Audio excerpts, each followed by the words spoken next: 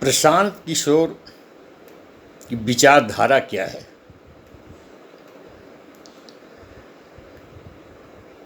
A man is known by his thought process.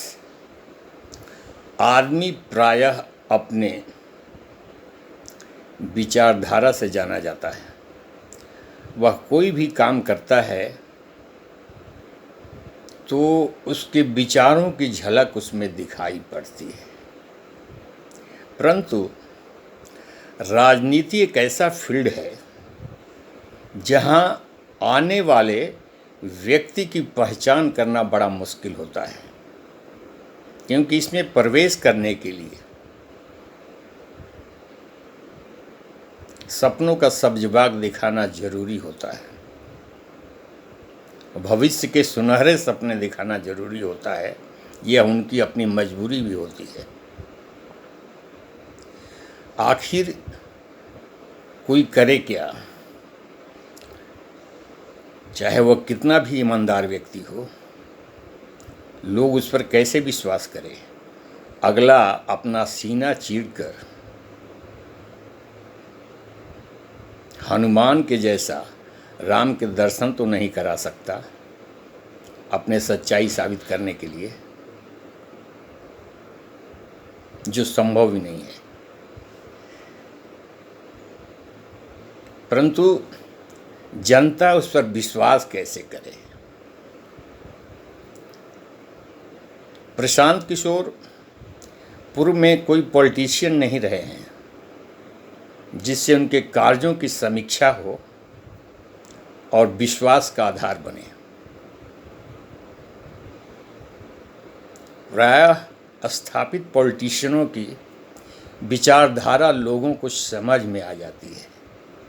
नया व्यक्ति जब पॉलिटिक्स में आता है तो जनता के सामने उधेड़ बुन की स्थिति रहती है। प्रशांत किशोर पूर्व में एक पॉलिटिशियन नहीं रहे हैं। पूर्व में वे चुनाव प्रबंधक और बेहतर परामर्शदाता रहे हैं, कंसल्टेंट रहे हैं, और इस काम में वे काफ़ी सफल रहे हैं। परंतु यह काम जिसमें क्लाइंट्स के रूप में राजनीतिक पार्टियां हुआ करती थी, उनको अपने टैलेंट से बेहतर सुझाव देना, चुनावी प्रबंधन करना और उसके बदले में मोटी फी लेना, ये काम रहा है और इसमें काफ़ी सफल रहे हैं। अब तक पिछले 10 वर्षों से उन्होंने वही काम किया है जिस काम में उनको काफ़ी सफलता और शोहरत मिली है और पैसा भी मिला है। प्रशांत किशोर अब तक लगभग भाजपा, कांग्रेस, तृणमूल कांग्रेस, शिवसेना, आम आदमी party, Janata Dal United, south की पार्टी डीएमके, वाईएसआरसीपी इत्यादि पार्टियों का चुनाव प्रबंधन कर चुके हैं और उनके बेहतर चुनाव प्रबंधन से पार्टियों को काफ़ी लाभ हुआ है। लाभ ही नहीं, उनको सफलता मिली हुई, चुनाव में विजयी हुए। ये उनका इतिहास रहा है। पर जनता कैसे विश्वास करे? चुनावी सब्ज बाग दिखाना मजबूरी है पॉलिटिशियनों का। आज तक कोई ऐसा विज्ञान का इजाद नहीं हो सका जो ये बता दे कि यह व्यक्ति जो आज जितने वादा कर रहा है, जितनी बातें कर रहा है, कल उस पर वह खरा उतरेगा, वही काम करेगा। इसलिए जनता के सामने दुविधा तो जरूर है।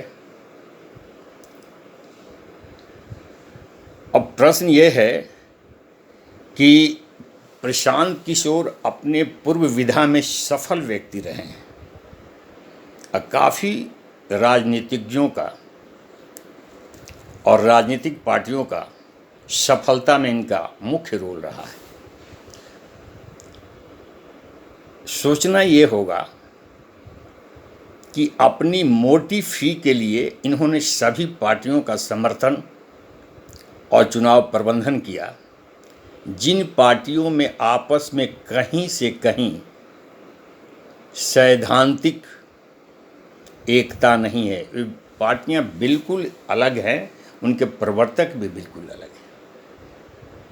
बंगाल के टीएमसी तृणमूल कांग्रेस के प्रवर्तक ममता बनर्जी के अपने विचारों के कारण और व्यवस्थाओं के कारण कल कारखानों से भरा हुआ प्रदेश वेस्ट बंगाल और किसी ज़माने में देश की खूबसूरत शहर कलकत्ता, जो कभी ब्रिटिश इंडिया का राजधानी हुआ करता था, बुरी तरह बर्बाद हो गया है।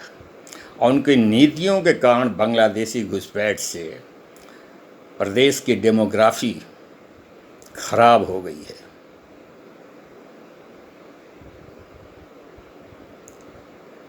अब प्रश्न ये है कि इन सारे पार्टियों का इन्होंने चुनाव प्रबंधन किया एक चुनावी रणनीतिकार के रूप में अपने फी के लिए। उनके सिद्धांतों से इनका कोई लेना देना नहीं रहा और सभी पार्टियां अलग अलग सिद्धांत की है। इस सब करने के बाद आज प्रशांत किशोर जनता के बीच में एक पॉलिटिशियन, नए चेहरे के रूप में पॉलिटिशियन के रूप में उभरे। अब ये चुनाव प्रबंधक नहीं है, पॉलिटिशियन है। जनता इनको किस रूप में देखे, इनके किस सिद्धांत से प्रभावित हो। आखिर प्रशांत किशोर लेफ्टिस्ट हैं, राइटिस्ट हैं, सोशलिस्ट हैं, किस पार्टी के विचारधारा से इनका विचार मिलता है या किस पार्टी के विचारधारा के नज़दीक है, ये बातें जनता के बीच में उधेड़-बुन के विषय बना हुआ है।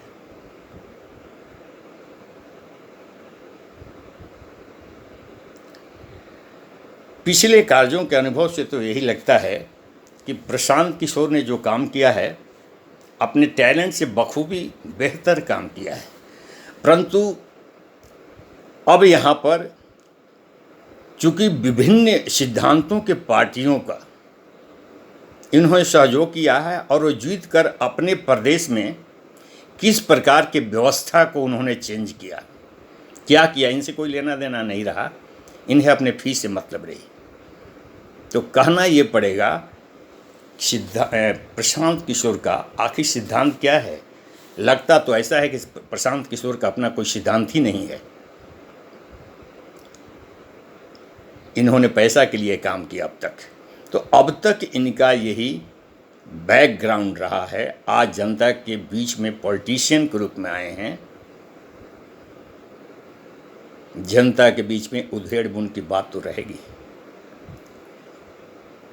और लोगों के बीच भविष्य के सुनहरे सपने दिखाना इनकी बात नहीं, ये तो पॉलिटिशियन की बात रही है। सभी ऐसा करते हैं, परंतु पुराने और नए में फ़र्क हो जाता है।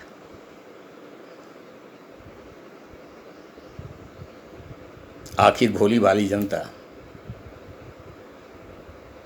जब कोई नया राजनीतिक सौदागर आता है तो अपने ऑरा को इस रूप में परिवर्तित करके जनता के बीच जाता है कि कल बल छल से जनता को वोटों को ठगना है और उसकी फसल को काटना है। जनता करे भी क्या। शिकारी आएगा, जाल बिछाएगा, दाना डालना मत, दाना डालेगा परंतु फंसना मत। परंतु यह आभास जाल में चले जाने के बाद उसे होता है। यह है भारतीय राजनीति के लोकतंत्र की विडंबना। परंतु प्रशांत किशोर के रिपीटेड बातों से ऐसा लगता है कि निश्चित रूप से ये कुछ बेहतर करने वाले हैं, आज तक के पॉलिटिशियनों से हट कर ये काम करेंगे और बिहार का सुनहरा भविष्य निर्धारित करेंगे। धन्यवाद।